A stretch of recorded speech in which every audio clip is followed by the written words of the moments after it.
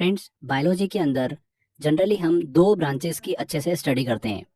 एक है बॉटनी और एक है जूलॉजी। बॉटनी के अंतर्गत हम प्लांट की स्टडी करते हैं, वहीं जूलॉजी के अंतर्गत हम एनिमल्स की स्टडी करते हैं, जिसे जंतु विज्ञान के नाम से भी जाना जाता है। और बॉटनी वनस्पति विज्ञान के नाम से जाना जाता है। ठीक है, अब आज के इस लेक्चर में, जैसा कि टॉपिक से आप समझ चुके होंगे कि वनस्पति विज्ञान की शाखाओं को हम डिस्कस करने वाले हैं और उनको ट्रिक के माध्यम से याद करेंगे। एग्जाम के अंदर ब्रांचेस से रिलेटेड क्वेश्चन जो है वो पूछा ही जाता है। वनस्पति विज्ञान की शाखाओं से रिलेटेड क्वेश्चन पूछ सकता है या फिर जंतु विज्ञान की शाखाओं से रिलेटेड क्वेश्चन पूछ सकता है, मतलब ब्रांचेस ऑफ जूलॉजी। तो हम दो वीडियो में इस टॉपिक को कंप्लीट करेंगे। आज के इस वीडियो में हम ब्रांचेस ऑफ बॉटनी को डिस्कस करेंगे। इसके बाद इसका सेकेंड वीडियो आएगा जिसमें हम जंतु विज्ञान की शाखाओं को ट्रिक के माध्यम से याद करेंगे।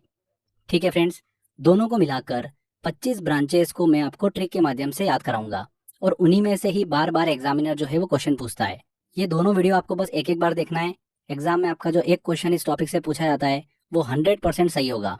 ओके, तो हम बॉटनी की ब्रांचेस की बात कर रहे हैं। इसके अंतर्गत एग्जाम में हमको कैसे क्वेश्चन देखने को मिलते हैं। ऐसा पूछ लेता है कि कवकों के अध्ययन को क्या कहा जाता है, या फिर फलों के अध्ययन को क्या बोला जाता है, शेवालों मतलब एल्गी के अध्ययन को क्या बोला जाता है, मिट्टी के अध्ययन को क्या कहा जाता है, या फिर एग्रोस्टोलॉजी में किसका अध्ययन किया जाता है। तो ऐसे क्वेश्चन एग्जाम में आपको देखने को मिलते हैं और एसएससी वाले का तो ये बिल्कुल एकदम फेवरेट टॉपिक है। तो चलिए सारी चीज़ों को हम ट्रिक के माध्यम से याद करते हैं। बिल्कुल रिलैक्स होकर आप बैठ जाइए, बस इस लेक्चर को एंजॉय करिए। देखिए, बॉटनी की हम बात कर रहे हैं तो सबसे पहले हमको ये पता होना चाहिए कि भैया बॉटनी मतलब वनस्पति विज्ञान के फादर के रूप में किसे जाना जाता है। तो फ्रेंड्स, थियोफ्रेस्टस को वनस्पति विज्ञान, जिसके अंतर्गत हम पेड़ पौधों का अध्ययन करते हैं, उसके पितामह मतलब जनक के रूप में जाना जाता है। किसे? थियोफ्रेस्टस को। थियोफ्रेस्टस एक प्रकृति प्रेमी और दार्शनिक थे। इनका जन्म 372 ईसा पूर्व एरेसस में हुआ था। अब इनका नाम अगर आप कभी भूल जाओ एग्जाम में और आपको सही आंसर तक पहुंचना हो तो उसकी मैं एक ट्रिक बता देता हूँ आपको। देखिए, ये एक आपको यहाँ पर फोटो दिख रहा है, ये क्या है? कैक्टस है। कैक्टस क्या है? एक प्रकार का पौधा है। तो कैक्टस में फ्रेंड्स आखिरी का वर्ड देखो, क्या दिख रहा है हमको? साउंड कैसा आ रहा है? कैक्टस, टस। बस ये टस वाला साउंड जो है ना, ये आप ऑप्शन में ढूंढ लेना। जिस भी चार ऑप्शन में से आपको ये वाला साउंड मिल जाए वही हमारा सही आंसर हो जाएगा। तो यहाँ पर थ्रियोफ्रेस्टस, आखिरी में हमको ये वाला साउंड मिल रहा है कैक्टस वाला, तो बस यही आंसर हमारा सही हो जाएगा। कभी आप भूल जाओ तो इस तरीके से आप सही आंसर अपना टिक कर लेना। आगे बढ़ते हैं, अब बात करते हैं एक एक करके सारी ब्रांचेस की। सबसे पहले हम बात करते हैं कवकों के अध्ययन को क्या कहा जाता है। कवक मतलब फंगस। कवक फंगस आपने देखा होगा किस तरीके से दिखता है, पहले मैं आपको दिखा देता हूँ। ये इस तरीके से कवक जो होता है वो हमको दिखाई देता है। अब इसका शेप आपको कैसा दिख रहा है? हमने माइक देखा होगा, माइक देखा है? माइक से देखिए लगभग लगभग पूरा सिमिलर हमको इसका शेप दिखाई देता है। तो जब भी आपका कवक फंगस वर्ड जो आएगा उसकी इमेज आपके दिमाग में आएगी, जो कि कैसे दिखती है? हमको माइक के जैसे दिखती है। और कवकों के अध्ययन को ही क्या कहा जाता है? माइकोलॉजी कहा जाता है। कितनी आसानी से याद हो गया ये आपको? कितनी बार एग्जाम के अंदर ये क्वेश्चन जो है वो पूछा जा चुका है। देखिए, लास्ट में जो लॉजी वर्ड है ये तो हमको सभी में देखने को मिलेगा। आगे का वर्ड जो है वो हमको ट्रिक के माध्यम से पकड़ना है, तो बस हम वही कर रहे हैं। यहाँ पर माइकोलॉजी कवक के अध्ययन को कहा जाता है। आगे बढ़ते हैं, अगला लेते हैं, मिट्टी के अध्ययन को क्या कहा जाता है। तो ठीक है भैया, मिट्टी का अध्ययन करना था तो हमारे सामने एक ये कुछ एक चीज पड़ी हुई थी। अब हमको देखना था कि ये मिट्टी है कि नहीं है। तो इसको पता करने के लिए हमने इसमें एक्सपेरिमेंट किया। क्या किया? अगर मिट्टी होती तो कोई भी पेड़ पौधे को ये बड़ा कर देती। तो हमने इसके अंदर क्या करा, एक पेड़ लगा दिया और कुछ दिनों तक वेट किया। वेट करने के बाद हमको रिजल्ट मिला कि जो हमने पेड़ लगाया था वो फल फूलने लगा, वो बड़ा होने लगा। तो पेड़ लगाकर हमने मिट्टी का अध्ययन किया कि वो मिट्टी है कि नहीं है। तो पेड़ से बन जाएगा फ्रेंड्स हमारा पेडोलॉजी। तो मिट्टी के अध्ययन को ही क्या कहा जाता है? पेडोलॉजी कहा जाता है। हो गया आपको याद? ये लास्ट में हम लेटेस्ट एग्जाम में पूछे गए क्वेश्चंस भी लगाएंगे, वो बड़ी आसानी से आप क्वेश्चन जो है वो सॉल्व कर लोगे। इसके बाद हम बात करते हैं रेशम कीट पालन का अध्ययन जो है वो क्या कहलाता है। तो रेशम कीट पालन का अध्ययन के बारे में हमको पता करना था। अब देखिए, रेशम का जो कीट होता है इसके बारे में मैं आपको थोड़ा सा बता देता हूँ। ये कीट जो होता है ना, ये बहुत छोटा होता है, पत्तों पे जन्म लेता है और 3-4 दिन की इसकी लाइफ होती है। तो ये कि रेशम का कीट है, अंडे में से इसका जन्म हुआ, अंडे में से निकलकर पत्ते पर ये क्या करता है? सैर करने लगा, घूमता रहता है। इसके मुंह से एक प्रोटीन निकलता है जो कि हवा के कांटेक्ट में आ जाता है और वो सूख जाता है। उसी से जो है वो रेशम को प्राप्त किया जाता है। तो रेशम के कीट की लाइफ आपको समझ में आ गई। अंडे में से निकलता है, पत्ते के ऊपर सैर करता रहता है और 3-4 दिन के अंदर मर जाता है। क्लियर? तो रेशम का कीट के बारे में जब भी हम बात करेंगे तो आपके दिमाग में क्या आ रहा है कि उस कीट का जन्म होता है, वो क्या करता है, पत्ते पर बस सैर करता रहता है और रेशम बनाता रहता है। तो सैर कर करके वो रेशम बना देता है। तो रेशम कीट पालन का अध्ययन जो है वो क्या कहलाता है, सैर से हमारा बन जाएगा सेरीकल्चर। सेरीकल्चर ही कहलाता है रेशम कीट पालन का अध्ययन। कितने आसानी से याद हो गया हमको। आगे बढ़ते हैं, अगली शाखा देखते हैं जो कि है घासों के अध्ययन को क्या कहा जाता है। बहुत ही इंपॉर्टेंट है, बहुत बार एग्जाम में क्वेश्चन पूछा हुआ है यहाँ से। तो फ्रेंड्स, ग्रास की स्टडी करना थी तो हमने क्या करा, एक ग्रास ले ली। एक ग्रास को लेकर हमने उसके बारे में अध्ययन किया कि ये ग्रास है कि नहीं है। तो यहाँ पर एक ग्रास को लेकर हमने स्टडी करी तो क्या बन गया, एक ग्रोस्टोलॉजी। देखिए ग्रास वर्ड जो है ये आपको इसकी स्टडी के नाम में मिल जाएगा, एक ग्रोस्टोलॉजी। ए से हमारा बन जाएगा एक, ग्रोस्टोलॉजी में ग्रास वर्ड जो है ये हमको देखने को मिल रहा है। तो आप सीधे सीधे आंसर तक पहुंच सकते हो कि एक ग्रोस्टोलॉजी में घास का अध्ययन किया जाता है। एक ग्रास को लेकर हमने स्टडी करी थी, तो एक ग्रोस्टोलॉजी जिसके अंदर घासों का अध्ययन किया जाता है। आई होप आपको याद हो गया। अब बात करते हैं साग सब्जी उत्पन्न करने वाले पौधों का अध्ययन करना क्या कहलाता है। तो फ्रेंड्स, ये आपको एक खेत दिख रहा होगा, इसमें बहुत सारे अलग अलग पौधे जो है वो हमको दिखाई दे रहे हैं। तो इसमें अब ऐसे पौधे भी हैं जो कि साग सब्जी वाले हैं और एक ऐसे पौधे भी हैं जो फालतू ऐसे ही उगाते हैं फसलों के साथ में। तो हमको पता करना था कि कौन से ऐसे पौधे हैं जो साग सब्जी वाले हैं। तो हमने बोला भगवान को कि भगवान आप हमारी हेल्प करो इसके अंदर। तो भगवान ने बोला ठीक है। भगवान ने क्या करा, ऊपर से ओलों की बारिश कर दी। तो ओले भगवान ने गिराना स्टार्ट कर दिए। अब साग सब्जी वाले जो पौधे होते हैं, पालक हुआ, मेथी हुई, ये तो बहुत सॉफ्ट होते हैं, एकदम बिल्कुल सेंसिटिव होते हैं। तो ओले गिरे, ओले गिरने से क्या हुआ, ये साग सब्जी वाले पौधे जो है वो खराब हो गए। तो हमको पता चल गया कि कौन कौन से पौधे जो थे वो साग सब्जी वाले थे। तो फ्रेंड्स, यहाँ पर हमको ओले की वजह से ये पता चल पाया कि कौन से पौधे जो थे वो साग सब्जी वाले थे। तो यहाँ ओले से बन जाएगा फ्रेंड्स हमारा ओलेरी कल्चर। क्लियर। अब जब भी एग्जाम में आप देखोगे नाम ओलेरी कल्चर तो आपके दिमाग में स्टोरी चल जाएगी कि ओले गिरे थे जिससे कि साग सब्जी वाले पौधे जो है वो खराब हो गए थे। तो ये याद हो गया हमको, साग सब्जी उत्पन्न करने वाले पौधे का अध्ययन जो है वो क्या कहलाता है, ओलेरी कल्चर। चलिए आगे बढ़ते हैं। अब नेक्स्ट आता है हमारा फलों के अध्ययन को क्या कहा जाता है। बहुत ही इंपॉर्टेंट है, बहुत बार क्वेश्चन यहाँ से पूछा जाता है। तो देखिए एक स्टोरी है, एक लड़का है रास्ते पे जा रहा था तो इसको दो चीजें दिखी लाल रंग की। तो इसने देखा कि यार ये दोनों बॉल जैसी दिख रही है, क्या है जरा देखा जाए कौन सी बॉल है और दूसरी चीज क्या है, इसके बारे में पता लगाते हैं। तो उसने क्या करा, दोनों को काटना स्टार्ट किया। तो बॉल जो है वो तो कटी नहीं, दूसरी चीज थी वो कट गई। तो कटने के बाद उसके अंदर से क्या हुआ, लाल लाल दाने निकले। तो उसने देखा कि ये तो अनार है, पॉमीग्रेनेट। तो इस तरीके से उसने फल की स्टडी करी। किस फल की स्टडी करी, पॉमीग्रेनेट की। तो यहाँ पर देखिए पॉमीग्रेनेट में आगे का वर्ड जो है वो क्या है, पॉमी। और फलों के अध्ययन को ही क्या कहा जाता है, पोमोलॉजी कहा जाता है। तो इजीली आप जो है वो कनेक्ट कर पाओगे। जब भी आपसे एग्जाम में ऐसा क्वेश्चन पूछे कि फलों के अध्ययन को क्या कहा जाता है तो आपके दिमाग में स्टोरी चलेगी और पॉमीग्रेनेट का नाम दिमाग में आएगा, अनार का। और पोमोलॉजी में स्टार्टिंग वर्ड भी हमको वही दिख रहा है, पोमोलॉजी, पॉमीग्रेनेट दिख रहा है ना। तो इजीली आप आंसर जो है वो सही टिक कर पाओगे। क्लियर। तो फलों के अध्ययन को क्या कहा जाता है, पोमोलॉजी। चलिए अब आगे बात करते हैं शैवालों के अध्ययन को क्या कहा जाता है। इंग्लिश में बोला जाता है एल्गी। अब यहाँ पर देखिए शैवाल जो है ये काई का ही एक दूसरा नाम है। आपके घरों में अक्सर पानी वाले जगह पर आपने देखा होगा कि काई जम जाती है। तो उस काई के अध्ययन को ही क्या कहा जाता है ये हमको पता करना है। तो काई वर्ड जो है फ्रेंड्स, इसका प्रोनाउंसिएशन देखो आप, काई। आपको ऐसा ऑप्शन ढूंढना है जहां पर आपको यही साउंड जो है वो मिल रहा हो, काई जैसा साउंड आपको मिल रहा हो। तो वो एक मात्र आपको देखने को मिलेगा फाई में, फाइकोलॉजी। इसी के अंतर्गत काई मतलब शैवालों का अध्ययन किया जाता है। जब भी एग्जाम में आपसे पूछे कि एल्गी मतलब शैवालों के अध्ययन को क्या कहा जाता है, शैवाल मतलब आपके दिमाग में आ जाएगा कि काई की बात हो रही है, जो कि हमारे घरों में या फिर आसपास एरिया में जहाँ पर पानी वाली जगह होती है वहां पर हमको देखने को मिलती है। तो काई साउंड जो है ये आपको ऑप्शन में ढूंढ लेना है। किस में देखने को मिलेगा, एकमात्र फाइकोलॉजी में, काई फाई, काई फाई। तो इस तरीके से आप जो है वो सही आंसर अपना टिक कर पाओगे। तो शैवालों के अध्ययन को, एल्गी की स्टडी को क्या कहा जाता है, फाइकोलॉजी कहा जाता है। क्लियर हो गया होगा आपको। चलिए अब आगे बढ़ते हैं। नेक्स्ट आता है हमारा कोशिका के अध्ययन को क्या कहा जाता है, सेल की स्टडी को क्या कहा जाता है। बहुत ही इंपॉर्टेंट है। तो फ्रेंड्स, कोशिकाएं जो होती है ये अलग अलग साइज की होती हैं और बहुत ही छोटी होती हैं। डायरेक्टली हम आंखों से तो देख ही नहीं सकते सेल को।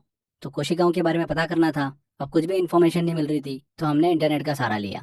तो हमने क्या करा, कंप्यूटर पर एक साइट ओपन करी। वहां पर हमने साइट पर सेल के बारे में खूब सारी स्टडी करी। तो सेल मतलब कोशिका का अध्ययन जो है हमने कहाँ से किया? साइट से किया।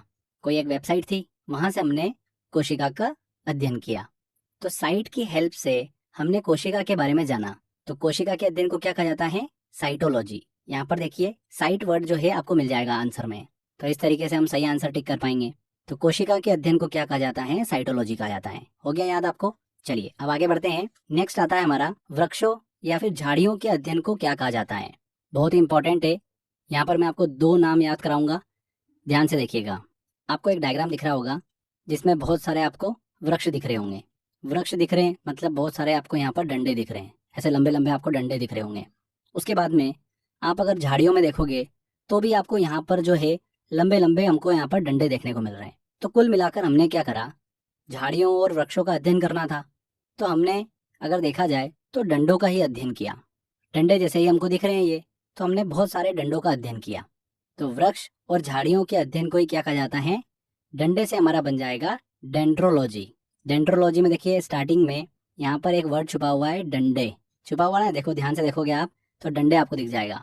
तो इस तरीके से हमको हमारा सही आंसर जो है वो मिल जाएगा। डेंड्रोलॉजी में ही वृक्षों और झाड़ियों का अध्ययन किया जाता है। ठीक है, अब हमने देखिए फ्रेंड्स यहाँ पर क्या करा, जो हमारे पास ये वृक्ष था, इस वृक्ष को लिया, मतलब इस डंडे को लिया। अब इस डंडे को हमने क्या करा? बीच में से काट दिया, मतलब इसका तना वाला हिस्सा जो था हमने काट दिया। काटने के बाद इसके अंदर का हमको स्ट्रक्चर देखने को मिला, जहां पर हमको रिंग्स देखने को मिली। आपको भी दिख रही होगी। इन रिंग्स को क्या कहा जाता है? एनुअल रिंग्स कहा जाता है, वार्षिक वलय। इन एनुअल रिंग्स से हमको उस पेड़ की आयु के बारे में पता चलता है कि उस पेड़ की, उस डंडे की आयु कितनी है, कितने साल ये पुराना है। अब यहाँ पर ध्यान रखिएगा, इन एनुअल रिंग्स की स्टडी को ही क्या कहा जाता है? डेंड्रोक्रोनोलॉजी। ये अभी एसएससी में क्वेश्चन पूछा गया था मेंस के अंदर, वेरी वेरी इंपॉर्टेंट है। इस तरीके से ही क्वेश्चन जो है वो पूछे जाते हैं। तो 2 चीजें क्लियर हो गई। डंडों के अध्ययन को, डंडों मतलब वृक्ष, झाड़ियों के अध्ययन को क्या कहा जाता है? डेंड्रोलॉजी। और उसमें एनुअल रिंग्स की स्टडी कर रहे हैं हम, उसे क्या कहा जाता है? डेंड्रोक्रोनोलॉजी। क्लियर? चलिए अब आगे बात करते हैं। अगला आता है हमारा फूलों के अध्ययन को क्या कहा जाता है। तो फूलों के अध्ययन के बारे में हमको पता करना था, तो हमने एक फूल लिया जो कि बहुत ही ज़्यादा फेमस है। कौन सा है? एंथुरियम। एंथुरियम जो पौधा होता है ये बहुत ही ज़्यादा फेमस है। तो हमने इसके बारे में क्या करा? स्टडी करी। तो स्टडी में ये निकल कर आया कि एंथुरियम नामक जो ये फूल है, ये पौधा है, ये घर के लिए बहुत ही ज़्यादा शुभ होता है। लोग इसको अपने घर में रखना पसंद करते हैं, अपने बेडरूम में रखते हैं। वास्तु के हिसाब से एंथुरियम नामक जो ये फूल, ये पौधा होता है, ये बहुत ही शुभ होता है। ये वायु को भी शुद्ध करने का काम करता है। तो इस तरीके से हमने एंथुरियम फूल के बारे में अच्छे से स्टडी करी और हमको पता चला कि घर के अंदर अगर आपको पौधा लगाना है तो कौन सा लगाना है? एंथुरियम लगाना है। तो यहाँ पर एंथुरियम में आगे जो वर्ड हमको देखने को मिल रहा है एंथ, इसी से हमारा आंसर निकलेगा एंथोलॉजी। एंथोलॉजी कहा जाता है फूलों के अध्ययन को। क्लियर हुआ आपको? अब अगर आपसे एग्जाम में ऐसा पूछ ले क्वेश्चन कि फूलों की खेती के अध्ययन को क्या कहा जाता है, तो खेती हो रही है मतलब कल्चर, और फूलों की बात हो रही है, फूल को इंग्लिश में क्या बोलते हैं? फ्लावर, तो फ्लोरिकल्चर। इस तरीके से आप अपना आंसर निकाल पाओगे। तो फूलों की खेती के अध्ययन के बारे में बात हो रही है तो फ्लोरिकल्चर, फूल के अध्ययन की बात हो रही है तो एंथोलॉजी। आई होप आपको ये क्लियर हो गया होगा। चलिए अब आगे बढ़ते हैं। अगला आता है हमारा बीजों के अध्ययन को क्या कहा जाता है। तो फ्रेंड्स बीजों के अध्ययन को कहा जाता है स्पर्मोलॉजी। अब देखिए स्पर्मोलॉजी में अब आगे का आप एक वर्ड पकड़ोगे, स्पर्म। स्पर्म जो है ये क्या है? एक प्रकार का बीज है। भाई मनुष्य का जो बीज है वो स्पर्म है, उसी से मनुष्य का जन्म हुआ है। तो स्पर्मोलॉजी में ही बीज वर्ड जो है वो छुपा हुआ है। तो इस तरीके से हम निकाल सकते हैं कि बीजों के अध्ययन को क्या कहा जाता है? स्पर्मोलॉजी कहा जाता है। चलिए आगे बढ़ते हैं। एक और नाम आता है हमारा हॉर्टिकल्चर, जिसके बारे में काफी ज्यादा बच्चों को पता भी होगा। हॉर्टिकल्चर के अंदर बागवानी कृषि का अध्ययन किया जाता है। बागवानी कृषि आती है। बागवानी कृषि क्या? जैसे फल, फूल, सब्जी, औषधि, इन फसलों के उगाने का अध्ययन किया जाता है हॉर्टिकल्चर में। तो ये तो एक जनरल इन्फॉर्मेशन है, बस आपको इतना दिमाग में रखना है। हॉर्टिकल्चर के अंदर बागवानी कृषि का अध्ययन किया जाता है। तो फ्रेंड्स यहाँ पर हमने लगभग 14-15 वनस्पति विज्ञान की शाखाओं को ट्रिक से याद कर लिया है, जिनसे एग्जाम में बहुत सारे क्वेश्चन जो है वो पूछे जाते हैं। आई होप आपको सारा याद भी हो गया होगा। जल्दी से एक बार हम क्विक रिवीजन कर लेते हैं। कवक के अध्ययन को क्या कहा जाता है? कवक कैसा दिखता है? माइक जैसा दिखता है, तो माइकोलॉजी। मिट्टी के अध्ययन को क्या कहा जाता है? मिट्टी है, उसमें हमने पेड़ लगाया और वो पेड़ चल निकला, तो पेड़ से हमारा बनेगा पेडोलॉजी। रेशम कीट पालन के अध्ययन को क्या कहा जाता है? रेशम का कीट था, तो रेशम का कीट क्या करता है, पत्ते पर सैर करता रहता है और रेशम बनाता रहता है, तो सैर से हमारा बन जाएगा सेरिकल्चर। घासों के अध्ययन को क्या कहा जाता है, तो घासों के अध्ययन में हमने एक ग्रास ली थी, एक ग्रास, एक ग्रोस्टोलॉजी। साग सब्जी उत्पन्न करने वाले पौधों का अध्ययन करना क्या कहलाता है, तो साग सब्जी करने वाले पौधों के बारे में पता करना था, तो भगवान से हेल्प ली थी, तो भगवान ने ओले गिराए थे, तो ओले से हमारा बन जाएगा ओलेरिकल्चर। फलों के अध्ययन को क्या कहा जाता है, फलों का अध्ययन करना था, तो पोमीग्रेनेट से उसने फलों का अध्ययन किया था। पोमीग्रेनेट मतलब पोमोलॉजी, नाम से हमको स्पष्ट हो रहा है। शैवालों के अध्ययन को क्या कहा जाता है, शैवाल मतलब काई, और काई से मिलता जुलता हमको वर्ड मिलेगा फाइकोलॉजी। फाइकोलॉजी ही कहलाती है शैवालों का अध्ययन। कोशिका के अध्ययन को क्या कहा जाता है, कोशिका मतलब सेल के बारे में हमको स्टडी करना था, तो हम कहाँ पर गए थे, साइट पर गए थे, तो साइट की हेल्प से कोशिका का अध्ययन किया, तो साइटोलॉजी। वृक्षों और झाड़ियों के अध्ययन को क्या कहा जाता है, तो वृक्ष और झाड़ियाँ मतलब डंडों का हमको अध्ययन करना था, बहुत सारे डंडे थे, तो डेंड्रोलॉजी। उसी में हमने एनुअल रिंग्स के बारे में बात करी थी, जिसे डेंड्रोक्रोनोलॉजी कहा जाता है। फूलों के अध्ययन को क्या कहा जाता है, तो हमने एक फूल के बारे में काफ़ी अच्छी स्टडी करी थी, एंथोरियम के बारे में, जिसके घर के अंदर रखना शुभ माना जाता है, तो एंथोरियम। तो एंथोलॉजी, फूलों के अध्ययन को ही क्या कहा जाता है, एंथोलॉजी कहा जाता है। और फूलों की खेती के अध्ययन को फ्लोरिकल्चर कहा जाता है। लास्ट आता है हमारा, बीजों के अध्ययन को क्या कहा जाता है, तो बीजों के अध्ययन को कहा जाता है स्पर्मोलॉजी। स्पर्म जो है यहाँ पर क्या है, एक बीज ही है, मनुष्य का जन्म जो है वो स्पर्म से ही हुआ है, तो एक प्रकार से ये बीज है, तो बीजों का अध्ययन करना ही क्या कहलाता है, स्पर्मोलॉजी कहलाता है। तो जल्दी से हमने देखिए रिवीजन भी कर लिया है। चलिए अब क्वेश्चन आंसर सेट की तरफ चलते हैं। लेटेस्ट एग्जाम के अंदर जो क्वेश्चन पूछे हैं हम उनको सॉल्व करते हैं। देखिए पहला क्वेश्चन आता है, स्पर्मोलॉजी में किसका अध्ययन किया जाता है, स्पर्मोलॉजी। तो यहाँ पर स्पर्म जो है ये क्या है, एक बीज है, तो बीजों का अध्ययन किया जाता है स्पर्मोलॉजी में, ए आंसर। एग्रोस्टोलॉजी में अध्ययन होता है, देखिए स्टार्टिंग में क्या है, एक ग्रास मतलब ग्रास मतलब घासों का अध्ययन किया जाता है, सी आंसर। पेडोलॉजी में अध्ययन किया जाता है, पेडोलॉजी पेड़, पेड़ लगाया था हमने मिट्टी में, इस तरीके से मिट्टी का अध्ययन किया था, तो भूमि का अध्ययन किया जाता है पेडोलॉजी में। फलों का अध्ययन कहलाता है, फल की बात हो रही तो हमारे दिमाग में सबसे पहले आएगा पोमीग्रेनेट, तो पोमीग्रेनेट में स्टार्टिंग का वर्ड है पोम, तो पोमोलॉजी, पोमोलॉजी कहलाता है फलों का अध्ययन। साग सब्जी उत्पन्न करने वाले पौधों का अध्ययन कहलाता है, तो ओले गिरे थे, जिससे साग सब्जी उत्पन्न करने वाले जो पौधे थे वो सारे खराब हो गए थे, तो हमको पता चल गया था कि कौन से पौधे जो हैं वो साग सब्जी उत्पन्न करते हैं, ओले से पता चला था, तो ओलेरिकल्चर। वार्षिक वलयों का अध्ययन कहलाता है, एनुअल रिंग्स का अध्ययन क्या कहलाता है, डेंड्रोक्रोनोलॉजी, बी आंसर। कोशिका के वैज्ञानिक अध्ययन को कहा जाता है, तो सेल्स के बारे में हमको स्टडी करना थी, तो हम गए थे साइट पर, वेबसाइट पर जाकर हमने इन्फॉर्मेशन निकाली थी, तो साइट से बनेगा हमारा साइटोलॉजी। एंड लास्ट क्वेश्चन आता है, कवकों का अध्ययन कहलाता है। कवकों का अध्ययन क्या कहलाता है फ्रेंड्स, कवक जो होते हैं वो किसके जैसे दिखते हैं, आपने देखा होगा डायग्राम में माइक जैसा दिखता है कवक, माइक से बन जाएगा हमारा माइकोलॉजी। तो देखिए कितनी आसानी से हमने सारे क्वेश्चन सॉल्व कर लिए। ऐसे ही क्वेश्चन जो है वो एग्जाम में पूछे जाते हैं, तो आई होप आपसे सारे क्वेश्चन लग गए